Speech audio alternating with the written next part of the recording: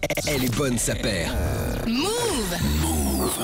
Et une de plus, un nouvel épisode d'Elle est bonne sa paire. Merci d'être avec nous. Comme tous les jeudis soirs, à partir de 18 h, on se met bien et on parle souliers de sport. Ici, on parle sneakers. Elle est bonne sa paire. C'est donc parti aujourd'hui. C'est un dossier spécial. Avant de démarrer ce dossier, on va remercier ceux qui nous accueillent. C'est très important, c'est solennel, vous le savez. Merci la place. Bon, aujourd'hui, on se fait un dossier que vous nous avez proposé en masse depuis quelques semaines. Là, on voit passer des commentaires qui disent « ce serait bien de parler bibo, les sneakers ». Et ben voilà, on le fait. Et pour ça, on a un invité. Et quel invité encore une fois. Et quel invité. Quel invité. On l'accueille maintenant. Allez. Le dossier chaud. Et on applaudit les invités ici, parce qu'on sait recevoir ici. Bien, bonjour. Bonjour. Installe-toi. Maximilien Ntari Calafar. Il est compliqué ton nom, mais je l'ai pas il est juste long. On va dire Max, si ça te va. Ça me va. Plus pratique pour moi, pour tout le monde, on est d'accord. Ok, bienvenue à toi en tout cas. On t'a invité parce que tu es un grand passionné de basketball depuis pas mal de temps. On peut dire ça. Le parcours, c'est pareil, il est compliqué. À chaque fois qu'on a des invités, on a des longs parcours, donc à résumer, c'est toujours un peu compliqué. Mais on va résumer comme ça. Passionné de basketball, t'as joué. Oui. T'as entraîné aussi. Oui, aussi. Voilà. J'ai fait plein de choses. En fait, Clem me connaît par rapport à Black Rainbow. Ouais. Sega me connaît par rapport à Closet Magazine. au Closet Magazine et au Tri, etc. en tant que RP. Toi, tu m'as connu en Son-Off, donc pour des conférences. Donc c'est un peu tout. Je fais du consulting, j'ai un peu joué au basket et je fais de la recherche sur les sneakers. Et moi, je te connais pour ta voix, puisque tu es le sosie vocal de Thomas Njijol. Oui, c'est moi aussi. Mais ça, on le dit pas. Voilà. On le dit pas. Je double dans tous ces films. Tu le doubles très souvent. Tu as fait du marketing, tu en fais encore d'ailleurs. Je crois que tu as même étudié un petit peu aux États-Unis à un moment. Ouais, j'étais à la fac à la Nouvelle-Orléans, j'ai étudié et j'ai joué. Et là, en ce moment, justement, pour mon doctorat, je suis aussi avec l'Université de Columbia, donc la boucle est bouclée maintenant. Ok, ouais. Je crois savoir que tu as beaucoup voyagé. Oui, j'ai voyagé en France, enfin sur le continent européen, en Afrique aussi, où j'ai joué aussi, parce que j'ai joué sur tous les 3 continents, et aux États-Unis. Tu jouais où? Où ça?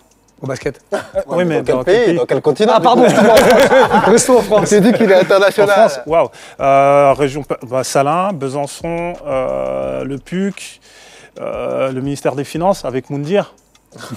Ouais, ça, c'est une ref. L'aventurier de l'amour, super bon joueur. Hein, Moundir. Très bon joueur. Très très bon joueur, qui a aussi étudié aux États-Unis d'ailleurs. Mon dernier club, c'était Aubervilliers, c'était un mort 93. Trop fort.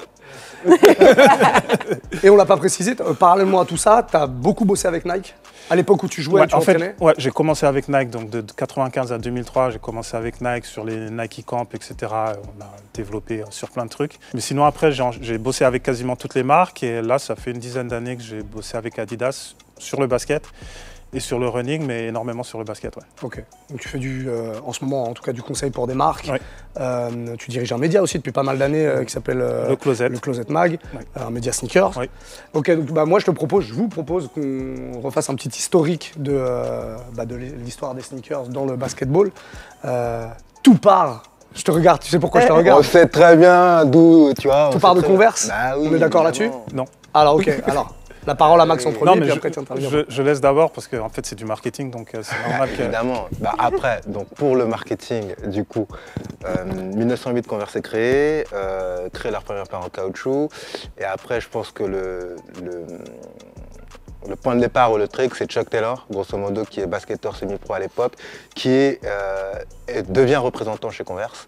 Et donc c'est à ce moment-là qu'il crée à peu près la All-Star. C'est la première fois que ça arrive dans l'histoire. C'est la première fois que ça arrive dans l'histoire, la All-Star. Et le point important, je pense, il vend la paire, il est vendeur, il représente la paire, etc. Converse lui donne ce nom, et c'est aussi à ce moment-là, à partir des années 40, où la NBA se développe aussi. Et Converse devient finalement le premier équipementier de la NBA, donc qui n'est pas la NBA d'aujourd'hui, évidemment. Et qui vont commencer à inscrire, c'est pour ça qu'on dit que tout commence de Converse, à inscrire leur histoire dans la NBA. Donc ils vont équiper toutes les équipes, tout le monde va avoir des All-Stars au pied, puis d'autres paires de Converse, quoi. Justement, Max. Donc en fait, Converse justement, en plus je fais référence à une autre émission que j'ai vue de vous il y a un mois je crois, où vous disiez que Converse avait inventé les collabs.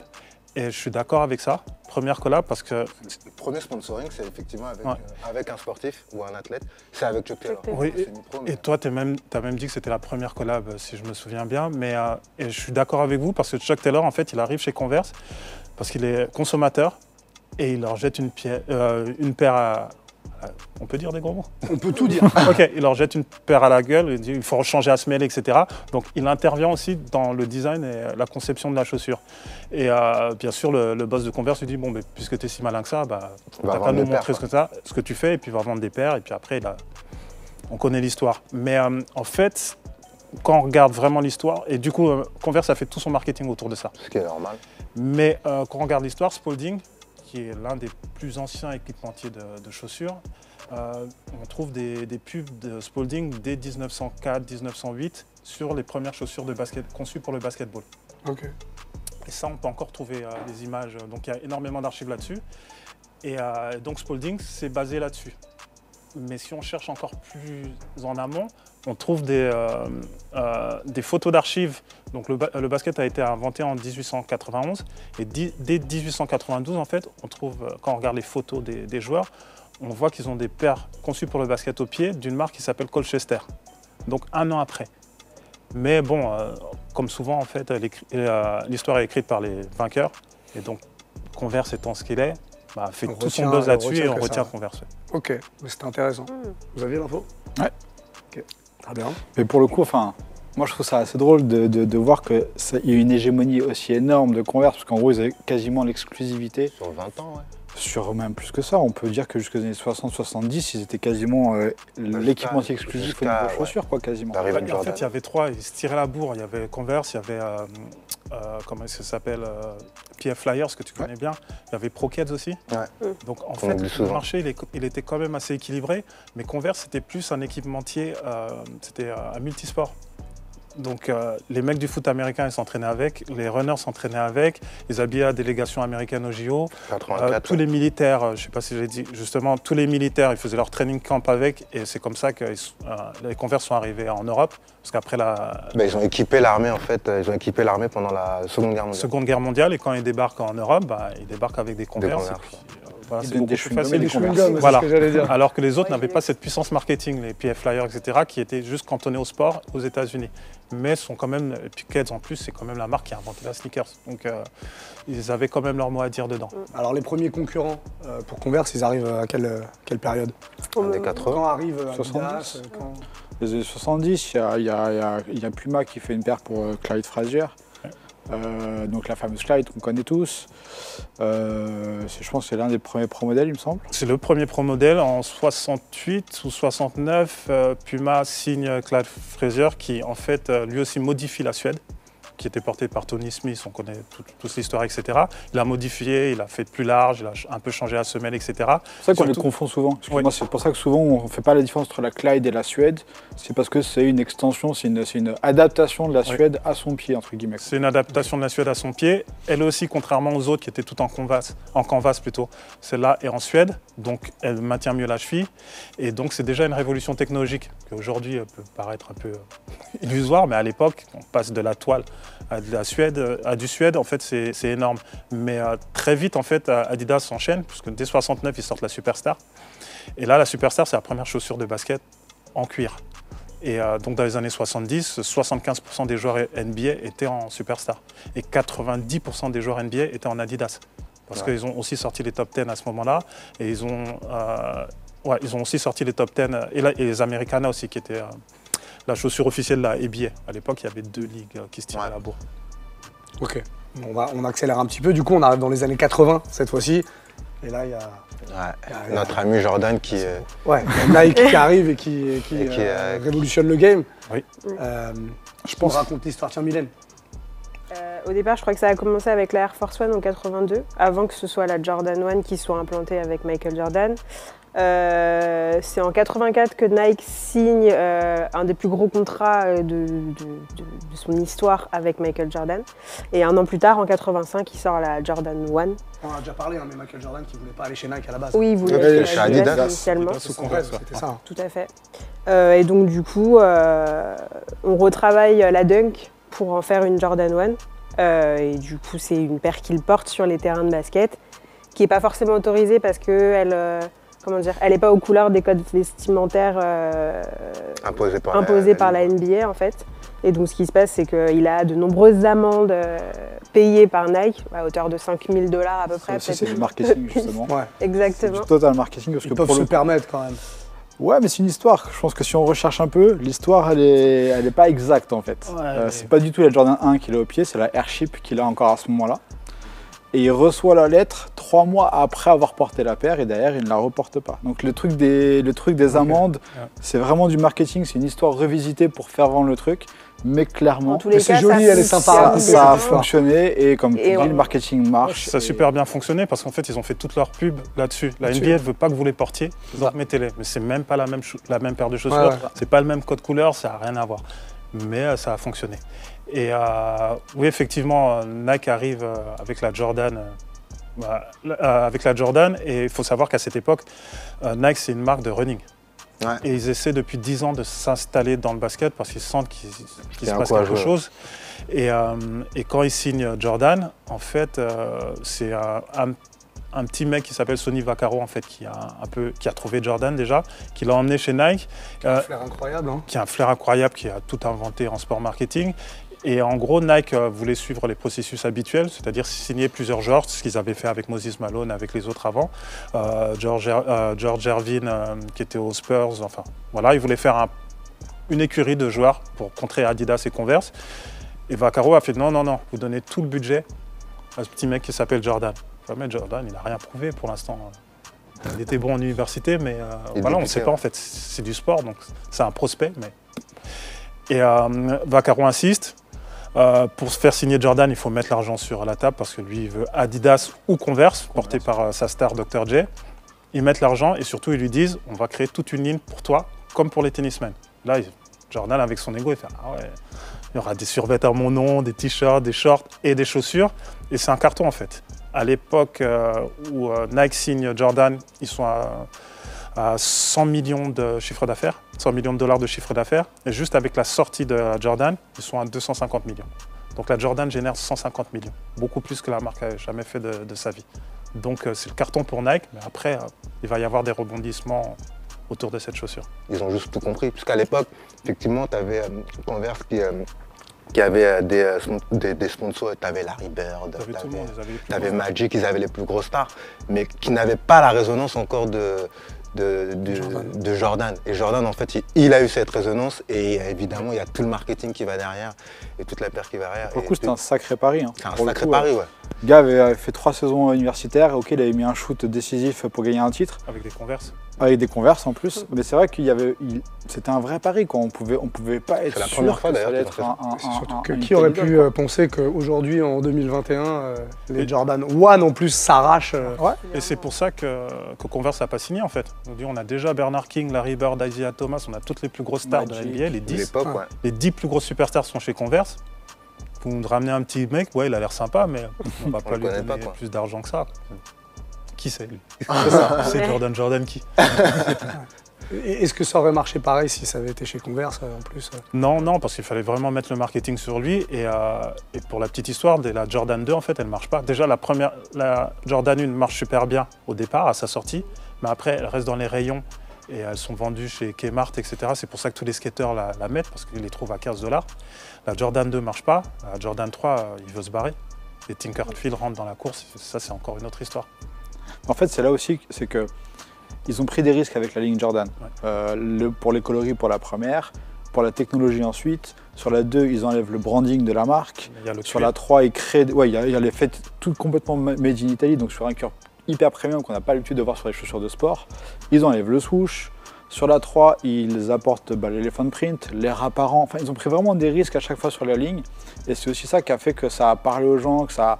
C'est du marketing. Ouais. C'est qu'avec ces innovations, eh ben, ils ont réussi à dépasser les concurrents parce qu'ils avaient un truc qui était différent. Mais les courbes se sont croisées, quoi. C'est t'as une superstar qui naît, t'as Nike qui a parié sur une superstar, et c'est aussi le moment où en fait les paires arrivent dans la rue et on n'est pas que sur de la performance, parce que jusqu'à présent on était sur de la performance, mais on est sur du lifestyle. Et Jordan aujourd'hui, clairement, c'est du lifestyle. Il incarne ce truc. Il Quelle est incarne ce la truc. Jordan, là, on va dire entre la 1 et la 11, la plus réussie selon vous? C'est la une. Complètement subjectif. Oh, c'est la 3. 1, 3, 3. 3. C'est la une pour moi. Une 3. Ouais, vous êtes.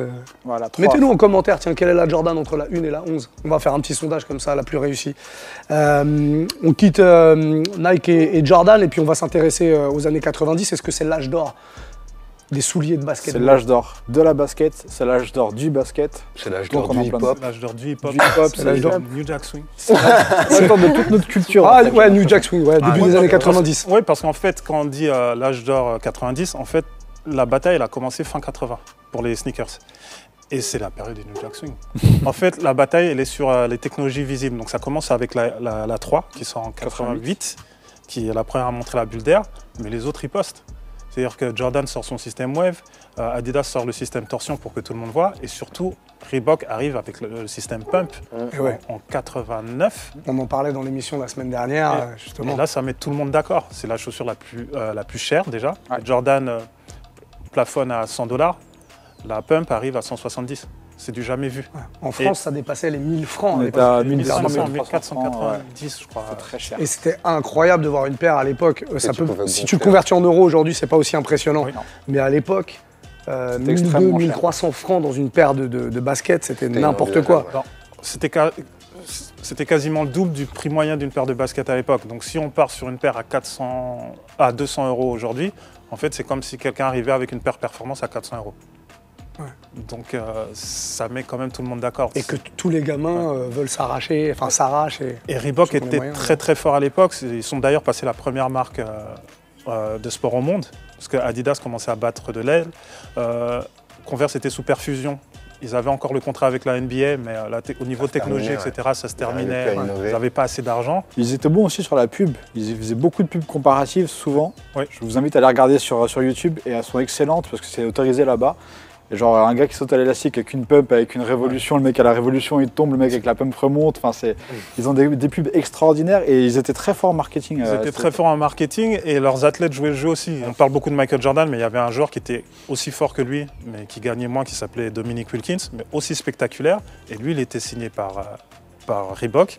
Et quand tu parles des pubs comparatives, toutes les pubs sur Dominique Wilkins, c'est ouais, votre gars, il est bien beau, mais nous, on a beaucoup mieux ici, tu vois, en boutique. Donc oui, l'âge d'or, c'est vraiment l'âge d'or avec toutes les technologies visibles. On est dans le basket, mais au tennis aussi, ils étaient très forts. Le skate commence à arriver. Enfin, pour moi, ouais, c'est la meilleure période. Ok, tiens, un petit sondage encore une fois. C'est quoi votre paire des années 90? E-ball du coup.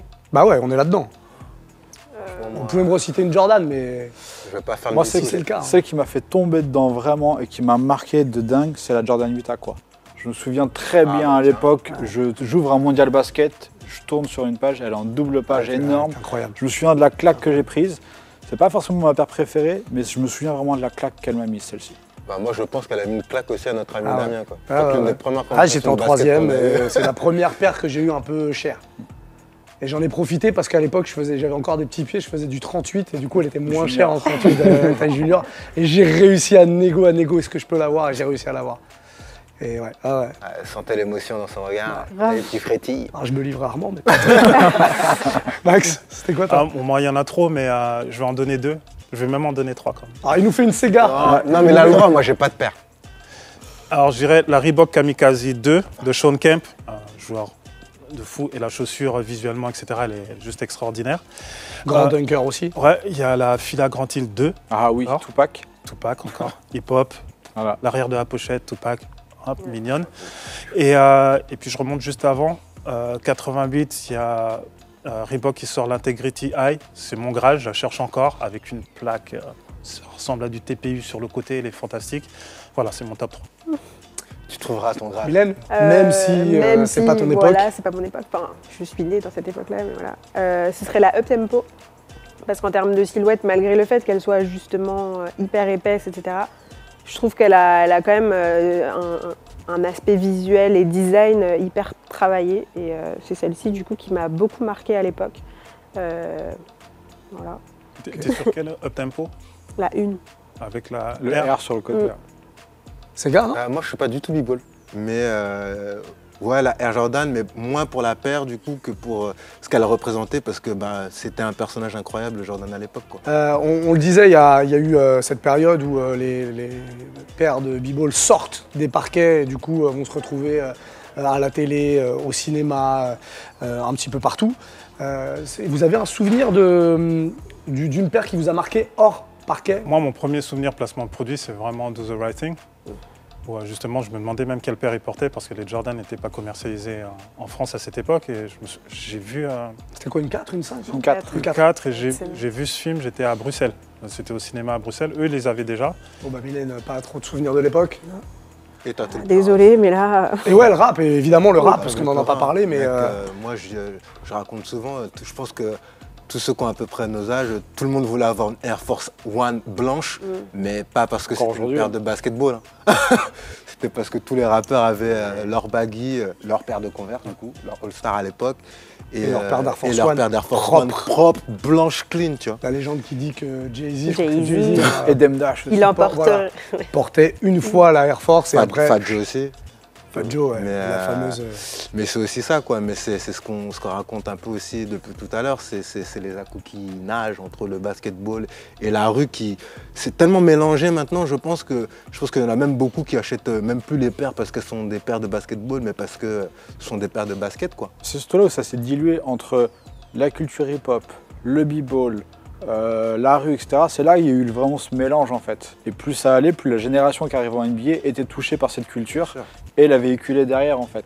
Et c'est là qu'il y a eu cette dilution entre les univers et que finalement bah, ça a fait un tout en fait. Un mec comme Iverson, il détonnait dans le paysage de la NBA. Pourquoi, Non, mais justement? En termes de style, je veux dire. Bah, pas tant que ça, il n'était pas tout seul. Il y avait des Rashid Wallace qui avaient une dégaine aussi pareille. D'ailleurs, en fait, ces deux gars-là sont à l'origine du dress code NBA. Parce qu'ils ressemblaient trop à des gangsters et que la NBA Ouais, a décidé ce de que dire on veut pas que vous donniez le mauvais exemple à la jeunesse, donc on va vous demander de vous habiller correctement, s'il vous plaît, messieurs. Non, mais c'est ce que je dis. Tu vois. On est d'accord sur le fond. Mais ils détonnaient pas, ils étaient C'est tous que- comme ça. Parce que c'est Non, là mais je d'où veux ils dire venaient, qu'il quoi. y a une sorte de glissement Ah oui, entre ce qui se passait dans la rue c'est ça. et ce qui se passait sur les parquets et inversement. C'est une Aujourd'hui, synergie. tu vois, je pense qu'aujourd'hui, tous les joueurs de NBA, je pense qu'ils vont tous à la Fashion Week.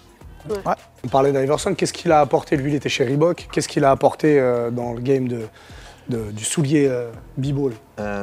Moi, je dirais, après, c'est parce que je suis dans la peu ça, tu vois, mais mais je dirais qu'il a apporté un ton, en fait.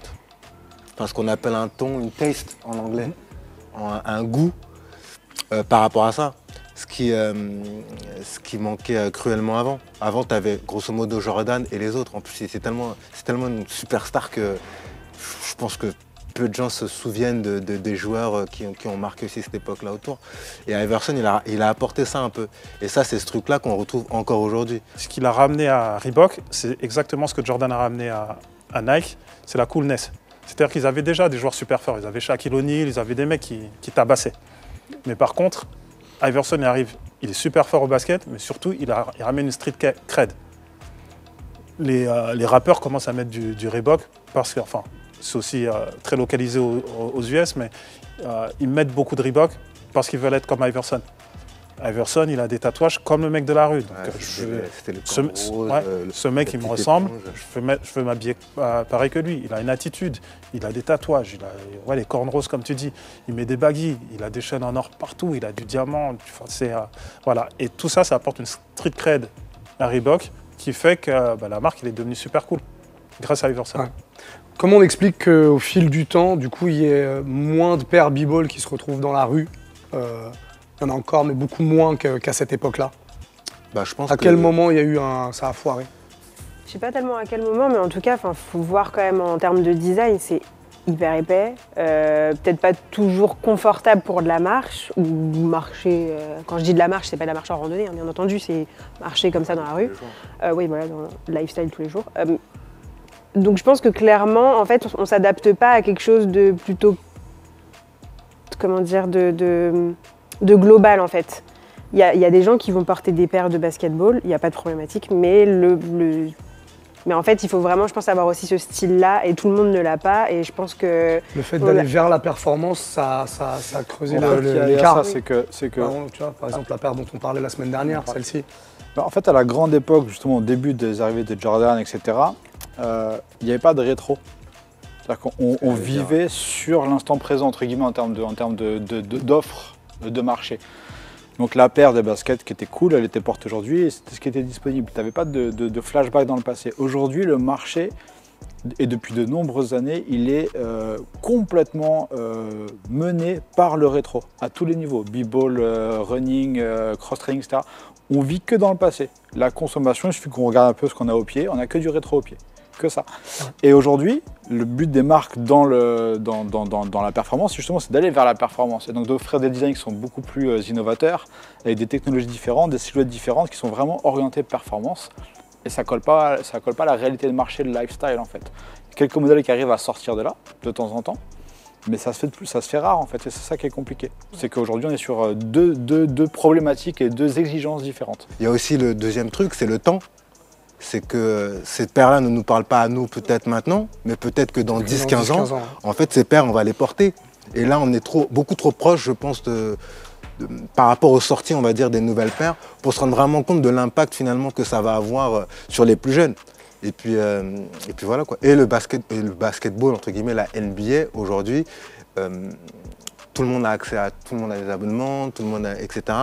Et donc il y a moins l'effet rêve, dream, que nous on avait quand on était plus jeunes, parce que c'était peut-être un peu moins accessible.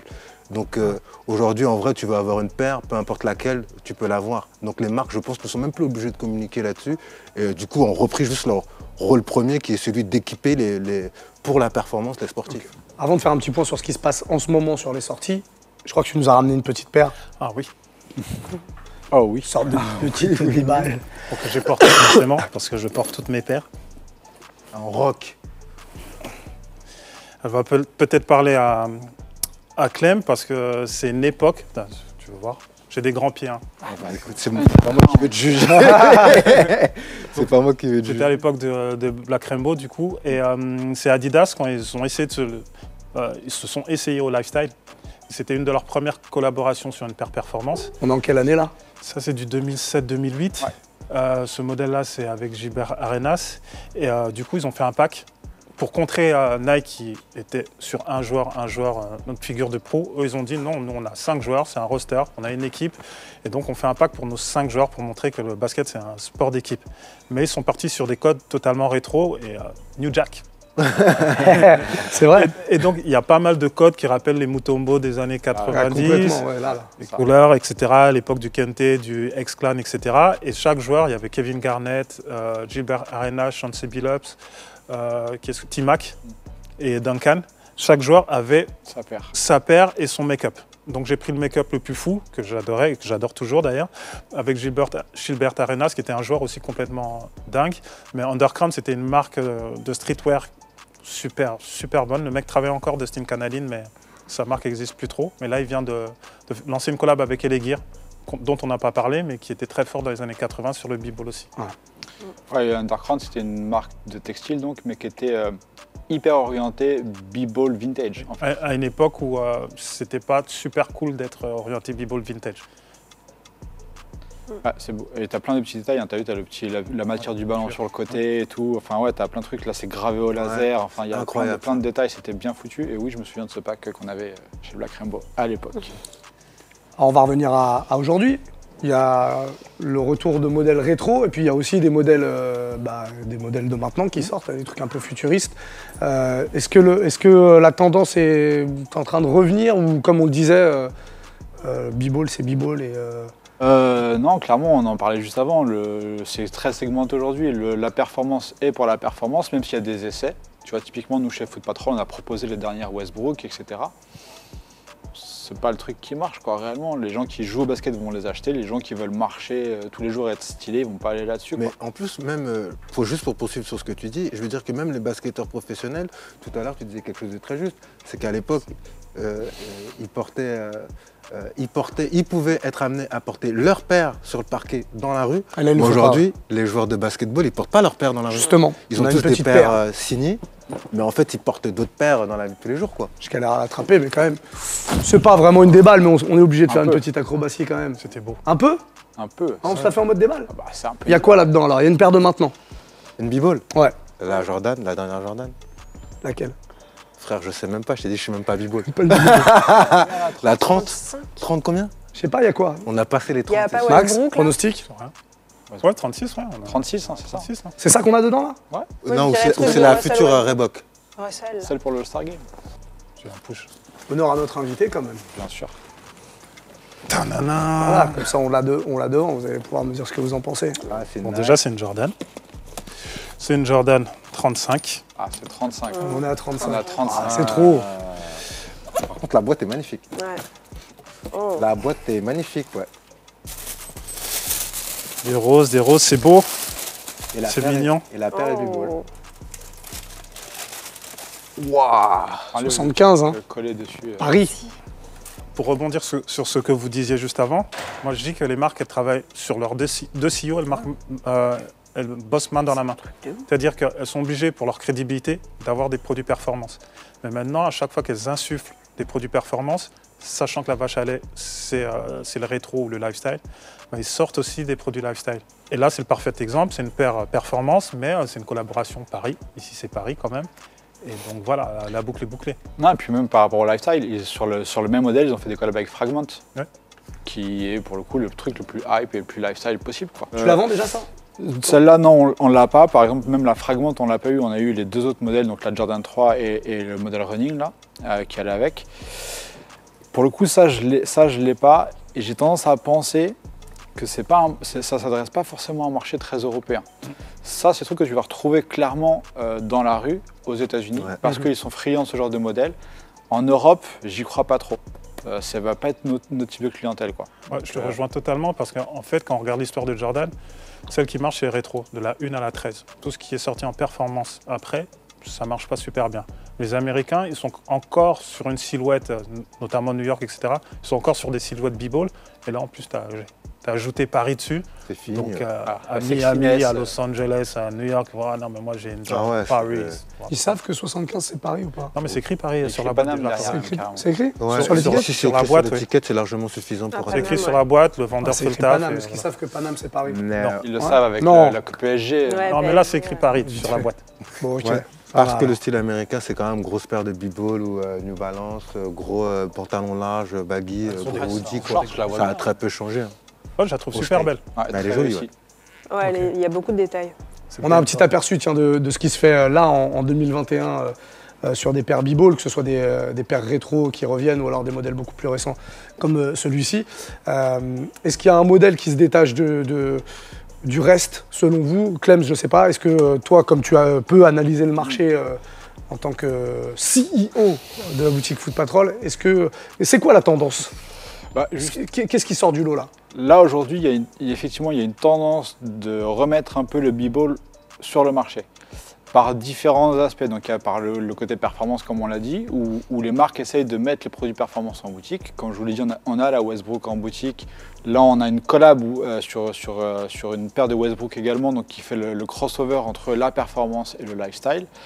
Et il y a un gros retour des silhouettes rétro, comme notamment la Forum. En ce moment, c'est le truc qu'on voit beaucoup. Et effectivement, le b-ball est en train de revenir de plus en plus sur le marché. Les silhouettes commencent à remonter un petit peu, ce qu'on voyait très peu. Je pense que c'est clairement Jordan qui a insufflé ça avec le gros succès de la Jordan 1 et le retour des 3 et des 4 de façon assez sympathique et impressionnante en termes de résultats. Donc les autres marques se sont dit, c'est peut-être le moment de s'engouffrer dans le truc. Et donc on trouve les autres marques qui viennent proposer des silhouettes vraiment b-ball, plus récentes ou plus anciennes. Je pense que ce qui va faire son trou sur notre marché, c'est clairement le rétro b-ball. Ça a beaucoup plus de mal à faire sa place. Ça a le mérite d'exister, mais en vrai, c'est des choses qui vont être portées. Clairement, ça va être porté plus sur le terrain que dans la rue, c'est sûr. C'est cool. Le moyen de se différencier sur le terrain aussi, quelque part, c'est une bonne chose, mais ça sera plus porté sur le terrain que dans la rue, ça c'est évident. L'Adidas, qui la consomme par exemple? Je pense qu'on va parler à une génération un peu plus trentenaire, on va dire, dans ces eaux-là, un peu plus Voire quarantenaire, je dirais. Ouais, mais ce côté un peu rétro qui va parler, mais encore, je pense que là, pour le coup, sur cette silhouette, Adidas est plutôt bon en termes de marketing en ce moment. Ouais. Il la relance avec plein de collabs, avec plein de shops. Alors peut-être un peu trop d'un seul coup d'ailleurs, parce que finalement il y a très peu de différenciation entre chaque paire. Mais il y a quand même un truc dessus. À force de l'avoir, je pense qu'elle va rentrer dans l'idée des gens. C'est une bonne alternative. On est sur des silhouettes qui sont proches de ce qu'on va pouvoir dire Air Force One, choses comme ça. C'est une alternative pour changer un petit peu. Et ouais, ça marche bien la Forum, c'est cool. Moi, je dirais, ça fait quelques années déjà que Jordan s'essaye à faire des collabs sur Westbrook, qui est quand même le plus gros sapeur de la NBA. Et ça, c'est incontesté. Même James Harden est obligé de s'incliner. Il teste tout, il tente tout, il a peur de rien. Et il y a même un terme qui dit à Russell Westbrook confident pour un joueur. Parce que le mec, il a peur de rien, il porte des fourrures, il est torse nu. Une fois, il a débarqué en reporter. Enfin, voilà. Et donc, comme c'est le plus gros mot 2 de la NBA, Jordan se dit on tient peut-être la poule aux œufs d'or, on va essayer des choses. Ça ne prend pas pour l'instant parce que ça reste une paire performance, même s'il y a énormément de détails, même s'il y a énormément de fantaisie. Le gros du marché est toujours tiré par le rétro. Et personne n'a autant d'archives dans le sneaker game qu'Adidas. Elles ne sont peut-être pas les plus sexy, mais ils ont énormément d'archives. Et ça fait... je vous ai vu il y a quelques mois parler de l'artillerie. Moi, je suis avec mon gars Thomas. Il n'est pas là aujourd'hui, mais on lui fait un bisou. Et vous êtes revenu plusieurs fois dessus. Mais moi, je suis avec mon gars Thomas. Et à chaque fois, la paire est encore disponible, il faut y aller. Chaque fois, ils se sont moqués. Ah, elle a bien marché, finalement. Non, parce qu'en fait, celle dont vous parlez, c'est la pseudo-collab avec Kid Cudi qui ne ressemble pas du tout avec celle que l'on aime, nous. La vraie, là, je la cherchais encore hier. La vraie, elle est introuvable, mais c'était un truc de ouf. La haute. Très haute. Et Adidas a ressorti l'artillerie la semaine dernière, l'année dernière plutôt. La Forum, j'y crois. La Dem, c'est complètement une paire performance. Elle essaie d'être un peu funky. D'ailleurs, lui, il a plusieurs programmes dans l'année, mais ça reste une paire performance et personne ne la porte dans la rue. Même lui ne la porte pas dans la rue. Et puis, c'est Gala dit tout à l'heure, les joueurs NBA, sur le terrain, ils portent des chaussures, des pompes de sport. Adaptées à leur sport. Mais dehors, ils portent que des marques de luxe. Ils sont en Louboutin, ils sont en Balenciaga, ils peuvent se le permettre. Et puis, c'est leur petit club de joueurs multimillionnaires entre footeux et basketteurs. Voilà, ils ne sont pas en concurrence pour savoir qui va avoir les dernières Versace. Donc, et ce qui est drôle, c'est que tu as aussi quand même pas mal de basketteurs aujourd'hui qui, à la base, sont sneaker addicts et qui en plus ont les moyens. Et aujourd'hui, se font le kiff limite inverse de jouer avec des paires rétro. Oui. Des paires hyper limitées, etc. Et ils vont jouer sur le terrain avec. Donc ils font limite le chemin inverse. Même si c'est beaucoup moins confortable. Oui, il y a des mecs comme PJ Tucker qui fait beaucoup ça. Après, c'est moins confortable, mais eux, ils sont strappés, ils ont des semelles, ils ont tout. Hein. Ouais. C'est des paires rétro-testées. Déjà, quand tu les vois jouer avec leur propre modèle signature, c'est pas le modèle que toi t'achètes en magasin, ils sont faits sur mesure. Ouais. Donc, c'est pas le truc. Et oui, quand ils mettent des rétros, etc., ils font leur petit kiff, mais en fait, ils ont des assurances, hein, donc le pied il est bien calé dedans. Et puis en général, ils font un carton et puis ils repassent à autre chose. Ouais. On va conclure l'émission là-dessus. Une dernière question pour toi, Max. Quand est-ce que tu ouvres ton strip club? C'est quoi? C'est un projet qu'on a avec un ami. Je sais bien, c'est pour ça que je te demande. Ouais, j'en parle quelque part. T'en parles quelque part. Ouais. On a déjà le nom, ça fait 20 ans qu'on y pense. C'est mes années à la Nouvelle-Orléans qui font que... Qui t'ont marqué? Qui nous ont marqué. Ah oui, j'ai l'impression. On est vraiment en tandem. Et oui, on va l'ouvrir. Hein. À Paris? On pensait à la banlieue, mais Paris. Pourquoi pas? Quand les contacts... C'est quoi le nom? On peut avoir le scoop? Bien sûr, c'est le Players Club. On reparle encore de hip-hop. On parle du film d'Ice Cube. C'est le Players Club. Très bien. Quand les contacts seront autorisés, évidemment. Évidemment, regardez, au striptease, les contacts sont interdits. C'est la règle. C'est vrai. T'as pas le droit de toucher. Un striptease à 1 mètre, c'est chiant, non? T'as pas le droit de toucher. C'est comme ça aux États-Unis.